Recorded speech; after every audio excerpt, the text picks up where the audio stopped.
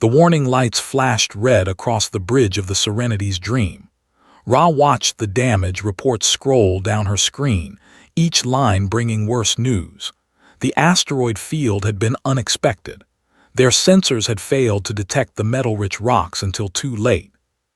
"Hull breaches on decks 7 through 12, reported her second officer. His blue skin had turned pale with worry. "Life support is failing in Section C. We need emergency repairs." Ra closed her eyes for a moment. They had traveled space for over 1,000 years since their died. They had seen many dangers, but this felt different. Worse. "How long do we have?" she asked. "Maybe 2 days before complete system failure," said quietly. The bridge fell silent. Everyone knew what this meant. They were far from any colony. The nearest friendly port was weeks away, even at full speed. Their ship could not make that journey in its current state. "Send out a distress call," Ra ordered. "Full spectrum broadcast. Maybe someone will hear us." She did not have much hope. This sector of space was mostly empty. The few species that lived here kept to themselves. They had learned long ago that most of the galaxy saw them as useful mediators, but not worth risking lives to save. Hours passed. The ship systems continued to fail. Temperature dropped in several sections. Some of the elders moved to warmer areas, their old bodies struggling with the cold. Then looked up from his console with surprise. "Captain, we have a response to our distress call." "Who is it?" Ra asked, hope rising in her chest. "A ship called Defiance. They say they are human." The hope died quickly. Ra had heard of humans. They were a young species, barely 200 years in space. Most other races called them dangerous, warlike, quick to fight and slow to think. "Are they armed?" she asked. "Yes, but they are offering help. They want to know our condition and position." Ra thought carefully. They had little choice: die slowly from system failure or risk meeting these aggressive humans. "Send them our position," she decided. "Tell them we welcome their assistance." The human ship arrived 6 hours later. Ra watched it approach on the main screen. It was smaller than the Serenity's Dream but looked strong and fast. Weapons were visible along its hull, just as she had expected. A human face appeared on their communication screen. It belonged to a woman with dark hair and kind eyes. She wore a blue uniform with gold markings. "This is Captain Maria Santos of the Earth vessel Defiance," the human said. "We received your distress call. What is your situation?" Ra studied the human's face. She had expected someone cold and military. Instead, Captain Santos looked concerned and ready to help. "I am Captain Ra of the ship Serenity's Dream. We suffered damage in an asteroid collision. Our life support and engines are failing." "How many souls aboard?" Santos asked immediately. 812, Ra replied. Captain Santos nodded. "We have repair teams standing by. May we send them over to assess the damage? My chief engineer is very good at fixing things that should not work." This surprised Ra. Most species would ask about payment first, or what they could offer in return. The humans seemed more worried about lives than profit. "You may send your teams," Ra agreed. Within an hour, 20 humans had come aboard the Serenity's Dream. They brought tools, spare parts, and something Ra had not expected: food and medical supplies. "We thought you might be running low on basics," explained Chief Engineer as his team got to work. "Our cook made extra soup. It is not much, but it is warm." The human repair teams worked with skill that impressed They did not just fix the immediate problems. They improved systems that had been failing slowly for months. When engineers offered to help, the humans welcomed them as equals, not as obstacles. Captain Santos spent time walking through the ship, talking to Ordinary. She asked about their families, their journey, their culture. She seemed genuinely interested in their poetry and music. "We have a saying," Santos told Ra during one of their meals together. "We are stronger together than apart. Your people have something beautiful here. peace, wisdom, art. We can learn from that. And what can we learn from humans? Ra asked. Santos smiled. Maybe that it is okay to fight sometimes, not for conquest or glory, but to protect what matters. Over the following days, something unexpected happened. The two crews began to bond. Young taught human engineers their meditation techniques to stay calm under pressure. Human cooks learned to make comfort foods for the elders. Stories were shared, jokes translated across species lines. Ra found herself looking forward to her daily meetings with Captain Santos. The human had a direct way of speaking that cut through diplomatic language. She said what she meant and meant what she said. "Why did you answer our call?" Ra asked one evening. "Your superiors could not have ordered it. We were too far from your patrol route." Santos looked thoughtful. "Because you needed help. Because leaving people to die when we could save them would make us less than human. Because maybe someday we will need help too." The repairs were nearly complete when the long-range sensors detected something that made Ra's blood turn cold. A large fleet was approaching. The sensor signature was unmistakable. "Hegemony ships," reported, his voice shaking. 12 cruisers and a dreadnought. Captain Santos studied the readings with grim eyes. "They have been hunting you." "For months," Ra admitted. "They want our technology and they want us as slaves." The humans stared at the tactical display in silence. The approaching fleet was massive. The single human ship and the barely repaired vessel had no chance against such force. "How long until they arrive?" Santos asked quietly. 18 hours, answered. Santos nodded slowly. "Then we have 18 hours to decide what we do next." Ra felt her heart sink. She knew what the logical choice was. The humans should take as many as their ship could carry and run. It was the smart decision, the safe decision. But as she looked at Captain Santos's face, she saw something that surprised her. The human was not thinking about running. She was thinking about fighting. "Captain Santos," Ra said carefully, "you do not owe us your lives." The human captain turned to look at her with those kind, determined eyes. "Maybe not," Santos said, "but we owe ourselves the choice of who we want to be." The next few hours passed like a nightmare. Captain Santos called her senior officers to the briefing room while Ra and her crew analyzed every detail of the approaching hegemony fleet. 12 heavy cruisers and 1 dreadnought, Chief Security Officer reported grimly. "Each cruiser has enough firepower to destroy us 3 times over. The dreadnought could probably take out both our ships with one shot." "What about their tracking?" asked Chief Engineer. "How did they find the so easily?" Ra answered from her place at the briefing table. "They have been following us for months. Our ship is old, but our technology is advanced. The hegemony wants both. They will strip our computers for technical data and sell my people as slaves." The human officers exchanged dark looks. They had heard stories about the hegemony. Entire civilizations had vanished after meeting their fleets.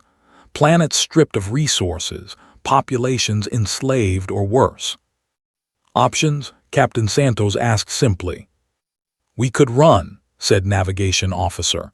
"Take as many as we can carry and jump to hyperspace. Maybe save 300 or 400 lives."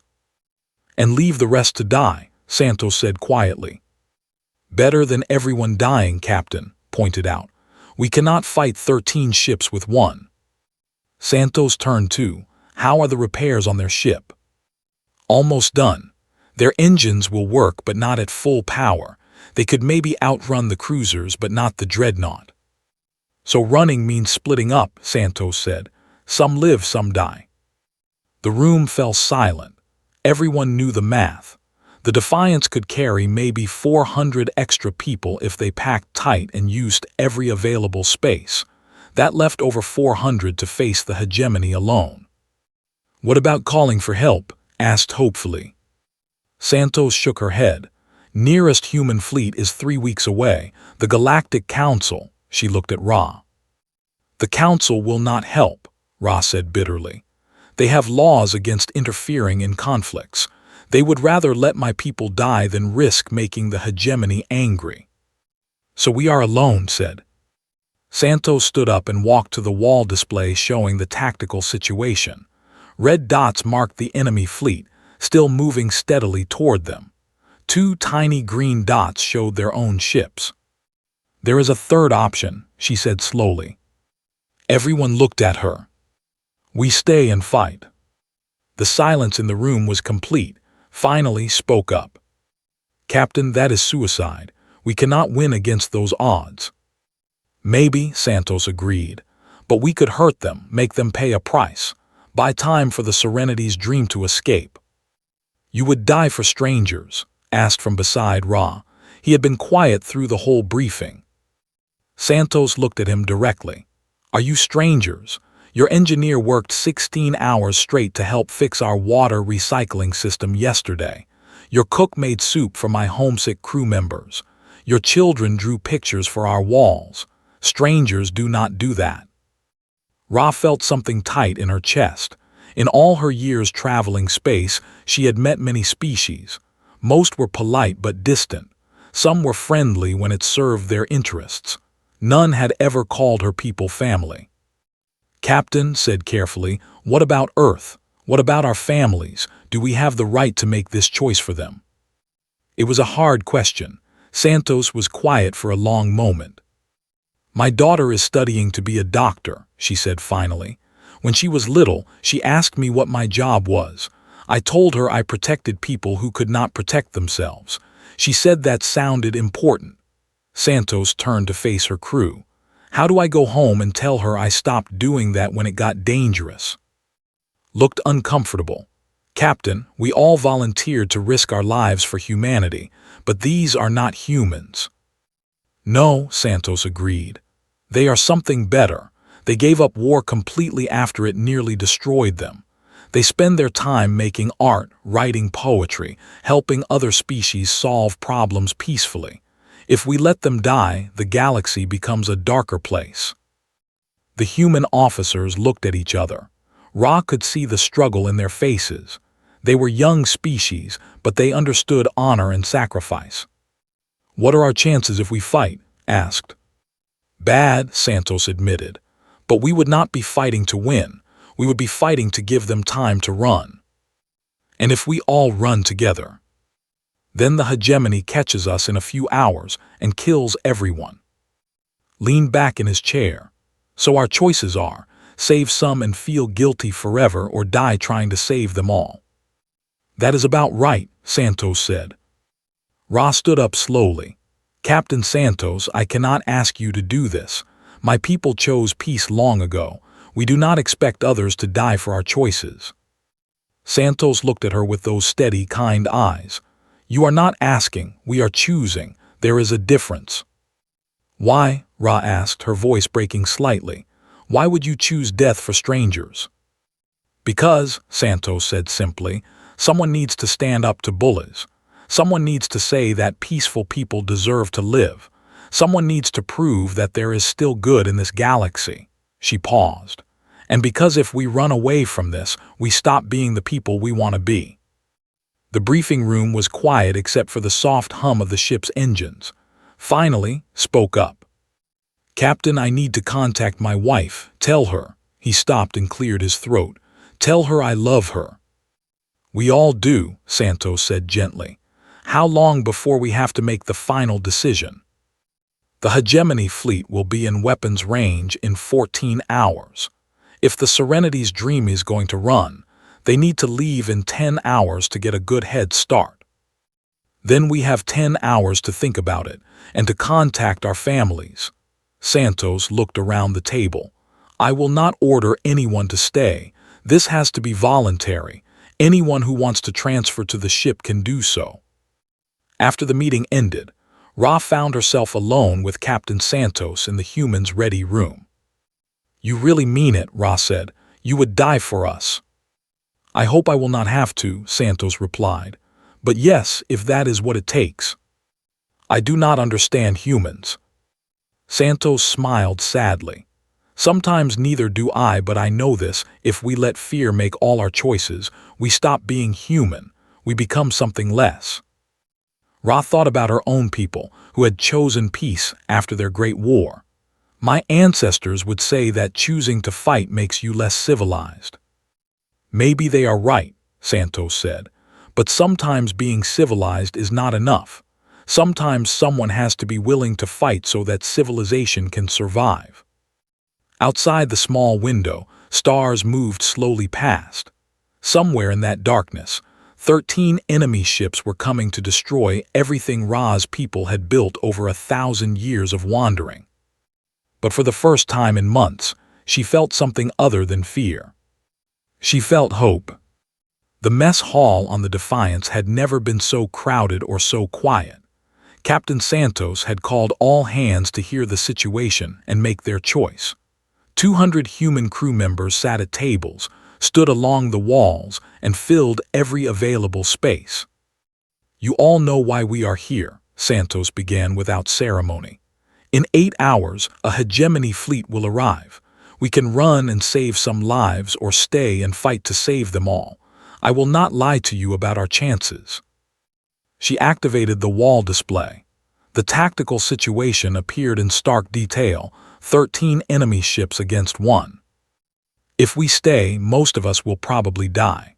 If we run, we leave over 400 innocent people to slavery or death. Either choice will follow us for the rest of our lives. A young engineering tech raised her hand. "Captain, what about our families, our responsibilities to them?" It was Lieutenant, barely 20 years old. Santos remembered her joining the crew fresh from academy. "That is exactly what you should think about. I cannot make this choice for you. Anyone who wants to transfer to the ship can do so. No shame in choosing to live." Chief stood up. "Captain, I have been thinking about this. My kids are grown now, living their own lives. My wife knew the risks when she married a spacer. But they have kids too. Kids who did not choose to be hunted by monsters." Security Chief nodded. "I keep thinking about something. Yesterday, one of their children gave me a drawing, a picture of our 2 ships together with a rainbow between them. She called it Friendship in Space. How do I explain to my wife that I let someone murder the kid who drew that?" Communications Officer Park spoke up from the back. "My grandmother survived the Beijing riots when I was little. She always told me that good people have to stand up to bad people, even when it is dangerous. Especially when it is dangerous." Young looked around the room nervously. "But what if we are wrong? What if there is another way?" Old Chief Petty Officer Williams, who had served longer than anyone, stood slowly. "Kid, I have been in space for 30 years. I have seen a lot of ugly things. The hegemony does not negotiate. They do not show mercy. They take what they want and kill what they do not want." His voice got harder. "I have also seen what happens when good people do nothing. It is not pretty." "But 13 ships," said weakly. 13 ships full of bullies," said Weapons Officer Torres. "I would rather die fighting bullies than live knowing I ran away from them." Lieutenant Commander Johnson from Medical raised his hand. "Captain, I have been treating some injured for the past few days. Their physiology is fascinating. They heal faster than humans, but they are much more vulnerable to trauma. The stress of slavery would probably kill half of them within months." Santos watched the faces of her crew. Fear, determination, sadness, anger, all mixed together. These were good people facing an impossible choice. "Anyone else?" she asked. Ensign Cole, one of the crew members, stood up shakily. "Captain, I joined to explore new worlds and meet new species. I did not join to die in some hopeless battle." His voice cracked. "But I also did not join to abandon friends, and these people are our friends now." The room was quiet for a long moment, then Chief spoke again. "Captain, I propose we take a vote, secret ballot. Anyone who wants to stay votes yes, anyone who wants to go votes no. If even one person votes no, we all transfer to the ship. We do this together or not at all." Santos nodded. "Fair enough. Lieutenant Park, prepare the voting tablets." While the crew voted, Santos went to her quarters to record a message for Earth Command. The words came hard. "Admiral, by the time you receive this, the situation here will be resolved one way or another. We encountered a hegemony fleet hunting peaceful refugees. We chose to intervene." She paused. "I know this may seem reckless, but I believe humanity must stand for something more than just survival. If we only save ourselves, what makes us worth saving?" Meanwhile, on the Serenity's Dream, Ra walked through the corridors of her ship with a heavy heart. Her people were preparing for the worst. In the archives, elderly scholars worked desperately to compress their cultural database. Thousands of years of poetry, music, philosophy, and history, all reduced to data crystals that might survive even if they did not. "We should focus on the children's songs," suggested Archivist, or "future generations should know how we taught our young ones about kindness." In the residential areas, families held each other close. Parents told stories to children who sensed the fear but did not understand it. Some of the elders meditated, seeking peace in what might be their final hours. Ra found Young, the girl who had drawn pictures for the humans, sitting alone in an observation lounge. "Are the humans going to leave us?" asked without looking up. Ra sat beside her. "They might, it would be the smart thing to do." "But they are our friends," said simply. "Yes, they are. Friends do not leave friends in danger." The simple truth of it hit Ra like a physical blow. This child understood something that galactic governments and military strategists could not grasp. Back on the human ship, the voting was complete. Santos gathered her senior officers in her ready room. "The results?" she asked. Park looked at the tablet with surprise. 200 votes, Captain, all yes. Not a single person voted to run." Santos felt a strange mix of pride and sorrow. "Are you sure? Let me see those tablets." She checked them herself. Park was right. Every single crew member had voted to stay and fight. "I guess that settles it," she said quietly. Chief cleared his throat. "Captain, there is something else." The crew took up a collection. Personal items, letters, recordings for families. They wanted to take them home if we do not make it. Santos nodded, not trusting her voice for a moment.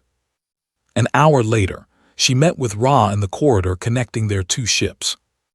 "My crew has decided to stay," Santos told her. Ra closed her eyes. "All of them." "All of them." "Captain Santos, I must tell you something. My people have also been talking. Many want to stay and help however they can. We are not warriors, but we can assist with damage control, medical aid, technical support." Santos shook her head. "No, your people need to run while they can. That is the whole point of this." "The point," Ra said firmly, "is that friends do not abandon each other. A human child could understand this. Why cannot a human captain?" Santos looked at her in surprise. "Ra, you taught us something these past few days," the continued. "You showed us that sometimes peace is not enough. Sometimes you have to fight for what matters. Well, this matters, you matter. We cannot ask you to stay and watch us die." "You are not asking, we are choosing." Sound familiar? Santos almost smiled despite everything. "You are learning bad habits from us. Or maybe we are learning good ones." They stood in silence for a moment, two captains who had become friends facing an impossible situation. "There is something I want to give you," Ra said finally. She reached into her robes and pulled out a small crystal that glowed with soft blue light. "This contains our most sacred poem. It is about hope surviving in darkness. I want you to have it." Santos took the crystal with careful hands. "I will treasure it." "See that you do. And Captain, when this is over, when your reinforcements arrive to find 13 dead hegemony ships and 2 empty Allied vessels, make sure they know what happened here. Make sure they understand that some humans chose to die rather than abandon their friends." Santos felt tears in her eyes. "I will, I promise." 5 hours until the enemy arrived. In both ships, people made their final preparations. Humans checked weapons and wrote last letters, recorded final messages, and prepared to jump to hyperspace. But something had changed. The fear was still there, but it was mixed with something else now. Pride, love, the knowledge that they had chosen to stand together when it mattered most. Whatever happened next, they would face it as friends. The hegemony fleet dropped out of hyperspace like a pack of hunting wolves. 13 dark ships, each one bristling with weapons and thick armor. Their formation was perfect, disciplined, deadly. Captain Santos watched them appear on the main screen of the Defiance. Her bridge crew was quiet, focused, ready. In the engineering sections, and his teams had pushed every system beyond safe limits. Weapons charged to maximum power. Shields reinforced with spare parts from the ship. Every trick and modification they could manage in 6 hours. Fleet composition confirmed, reported from the tactical station. 12 heavy cruisers in attack formation, 1 dreadnought hanging back. They are hailing us. Put them through, Santos ordered. A face appeared on the screen that made her stomach turn. The hegemony commander was one of the lizard-like species that served as the Empire's military elite. Scars covered his scaled face, and his yellow eyes showed no mercy. "I am war leader of the hegemony Third Fleet," he hissed. "You are interfering with official hegemony business. Withdraw immediately or be destroyed." Santos stood up and faced the screen calmly. "I am Captain Maria Santos of the Earth vessel Defiance. They are under our protection. Leave this system now." His laugh was like metal scraping stone.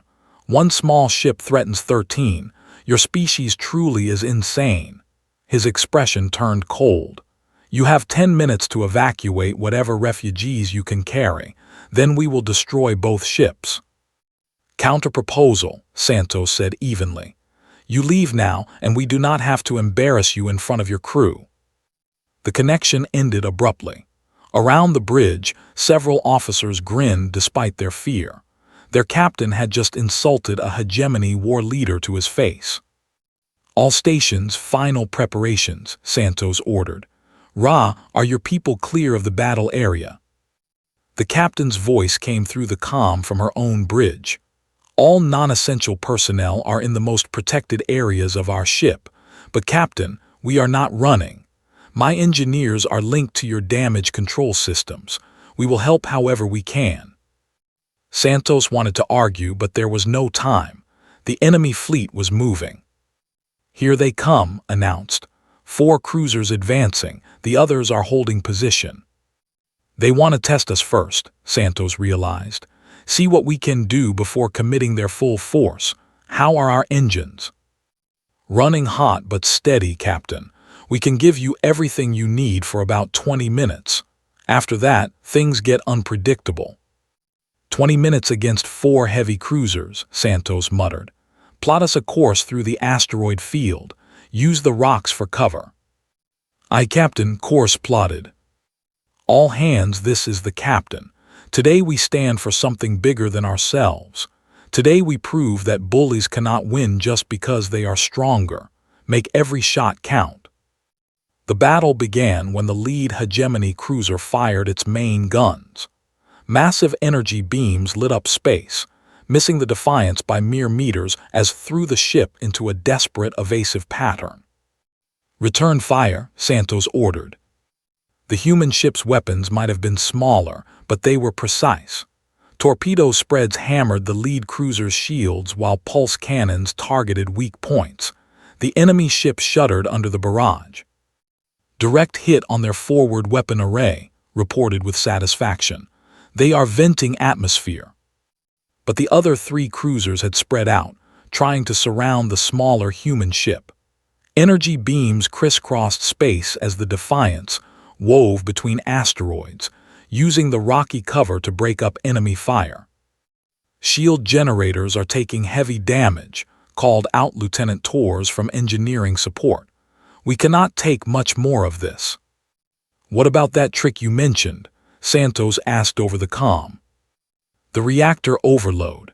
"It is ready, but Captain, once we start that process, there is no going back. We will have maybe 3 minutes before the whole ship goes up." "Understood. Hold that option for now."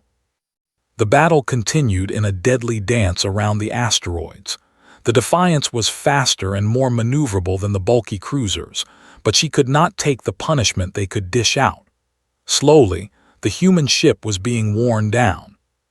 "Hull breach on Deck 5, Tors reported. "Emergency teams responding." On the ship, medical teams worked frantically to save wounded humans who had been transferred over during the fighting. Ra watched the battle from her bridge, her heart breaking as she saw the brave human ship taking hit after hit. "Can we help them?" asked desperately. "Our weapons were removed centuries ago," Ra replied sadly.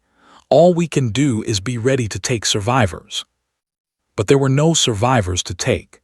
Every human on the Defiance stayed at their post, fighting with desperate courage as their ship slowly died around them. A lucky shot from the human ship hit one of the cruiser's engine sections. The enemy vessel spun out of control and crashed into a large asteroid, breaking apart in a spectacular explosion. "One down," shouted, then immediately focused on the next target. The remaining 3 cruisers pressed their attack harder. The Defiance had proven she could hurt them, so they stopped playing games. All 3 ships concentrated their fire on the human vessel. "Shields at 15%, Tors called out as the ship shook violently. "Multiple hull breaches. We are losing life support in sections 6 and 7. Captain Santos made a decision that would save some lives and doom others. "All non-essential personnel to the ship. Emergency evacuation protocol." "Captain, we are not leaving you," said firmly over the comm. "That is an order, Chief." "With respect, Captain, go to hell. My place is in engineering." Similar reports came from all over the ship. Security teams refusing to leave their posts. Medical staff staying with wounded crew members. Bridge officers declaring they would rather die than abandon their captain. Santos felt a fierce pride mixed with overwhelming sadness. These were her people, her family, and they were going to die together. "All right then," she said quietly. "Prepare the reactor overload, target that dreadnought. If we are going out, we take the biggest target with us." The 3 remaining cruisers closed in for the kill. Their combined firepower was enormous. The Defiance could not survive much longer. Then something unexpected happened. War leader, confident that victory was certain, brought his dreadnought forward to watch the final destruction up close. The massive ship moved into the asteroid field, its bulk making it hard to maneuver. "There is our chance," Santos breathed.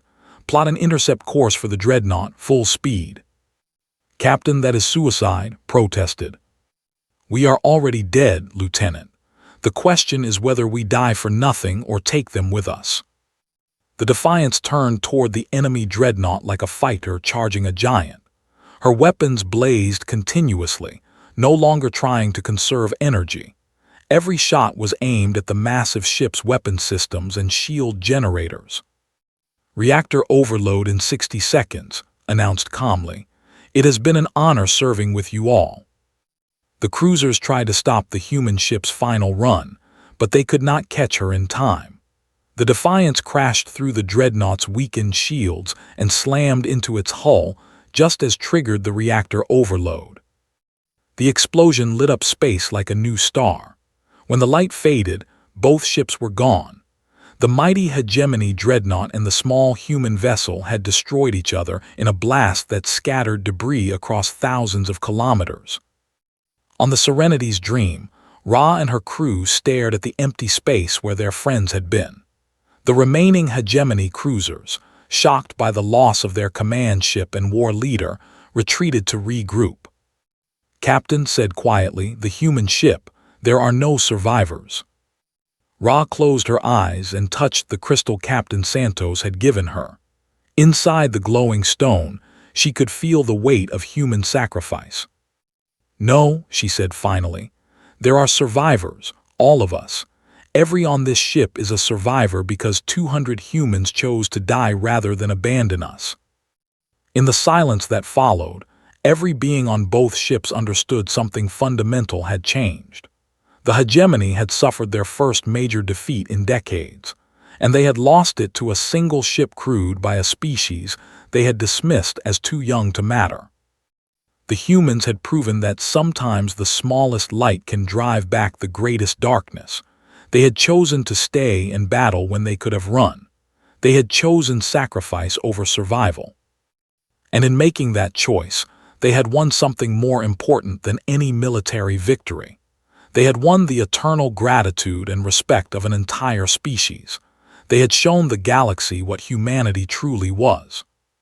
The battle was over, but the legend was just beginning. 6 months after the battle, Ra stood before the Galactic Council on the great space station that served as the center of civilized government.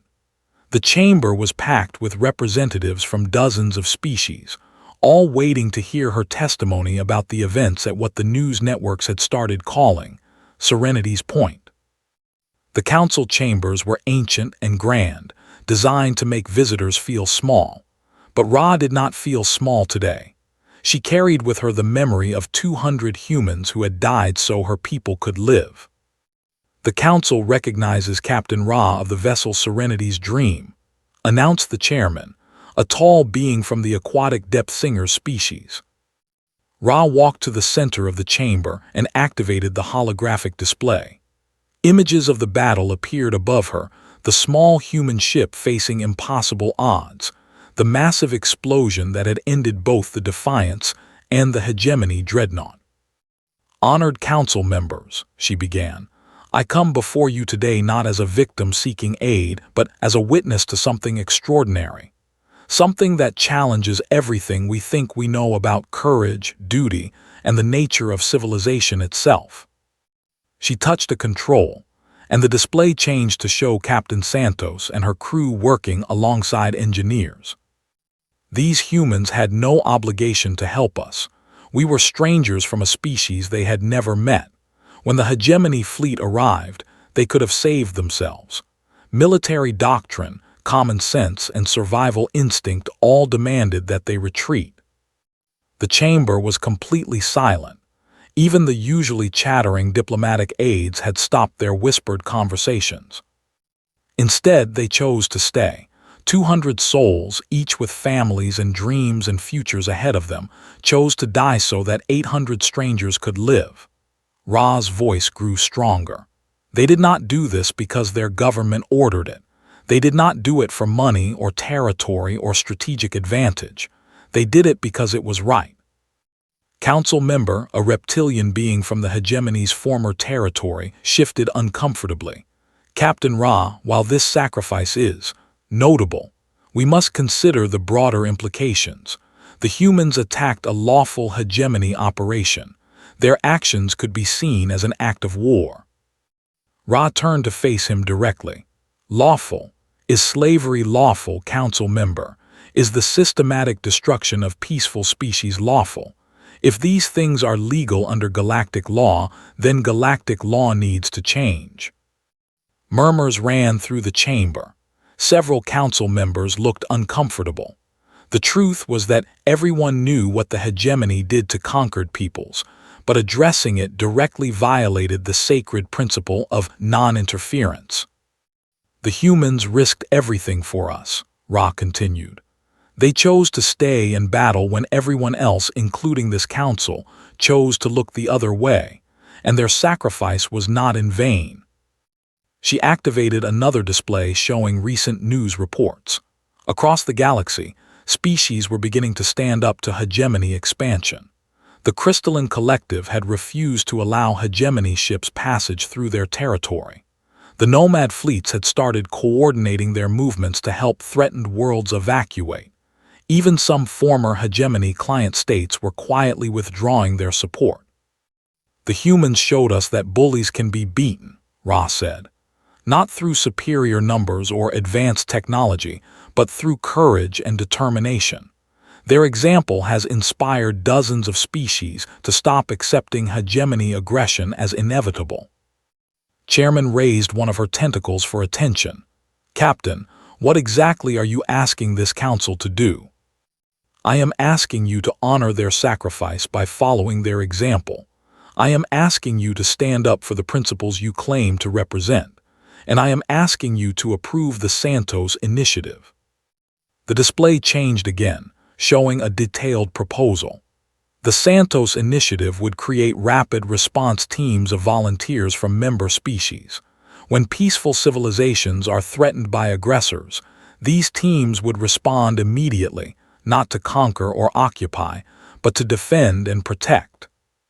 Council member, an elderly being from the peaceful Meadow Walkers, spoke up. "This sounds dangerously like a military alliance.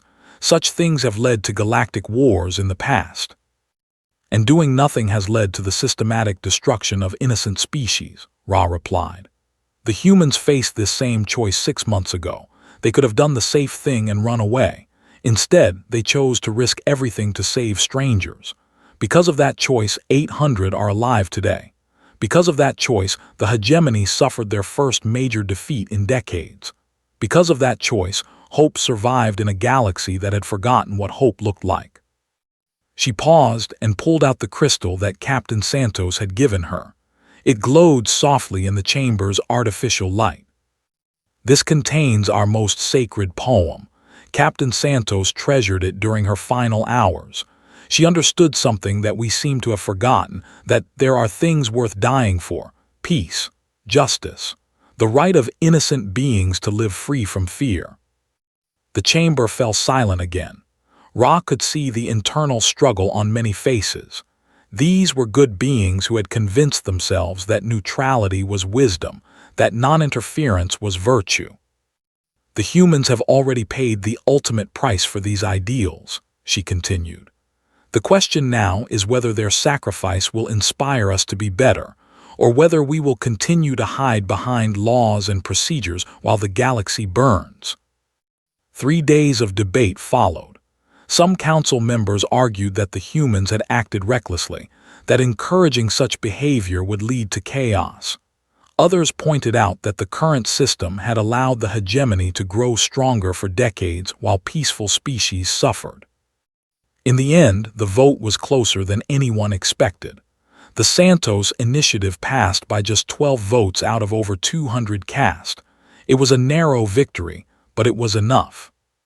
2 weeks later, Ra stood in a very different place: the bridge of the new ship Maria Santos, flagship of the first Santos Initiative Rapid Response Fleet. The ship was a joint effort, built with technology shared by 7 different species. Humans provided the military expertise, contributed the advanced sensors and communications gear, and other species added their own specialties. "Captain," reported First Officer. "Yes, the same who had served on the Defiance and been among the few survivors evacuated before the final battle. We are receiving a distress call from the Harmony system. Hegemony raiders are attacking a gardener colony."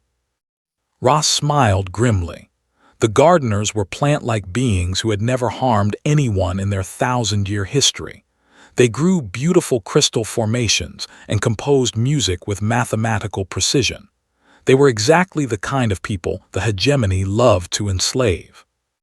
"Plot a course for the Harmony system," she ordered. "Maximum speed." "Captain," said with a grin that would have made Captain Santos proud, "we are outnumbered 3 to 1. "Then it is a fair fight," Ra replied. "The humans taught us something important, mister.